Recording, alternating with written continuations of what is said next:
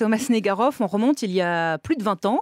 À l'époque, le président s'appelle François Mitterrand. Oui, alors bien sûr, il y a le précédent Pompidou, dont on a déjà parlé, qui avait masqué la vérité de sa maladie, un cancer.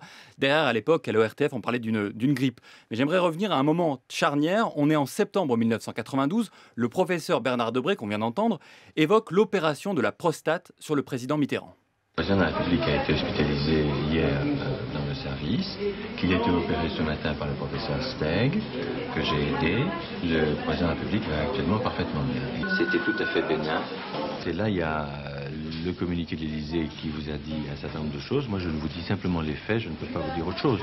Il y a un certain nombre de secrets médicaux qu'on n'a pas à divulguer. Alors le professeur ne se cache pas derrière le secret médical puisqu'il évoque aussi le caractère bénin, ce qui n'est évidemment pas le cas. Alors devant les rumeurs de plus en plus persistantes, quelques jours plus tard seulement, l'Élysée publie un communiqué qui révèle le cancer de la prostate du président, mais contourne une fois la vérité en affirmant, je cite, que la maladie a été prise à son stade initial. Or, selon le docteur Gubler, le médecin de Mitterrand, et qui sera radié notamment pour avoir révélé ce secret médical, le président est atteint dès 1981 et se serait donc représenté en 88 malade.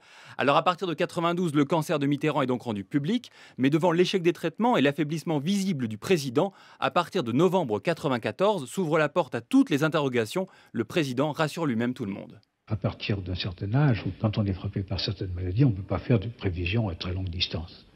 Il y a quand même un certain contrat moral entre les médecins. Moi, je veux savoir où j'en suis. Et je ne prévois pas une fin si rapide.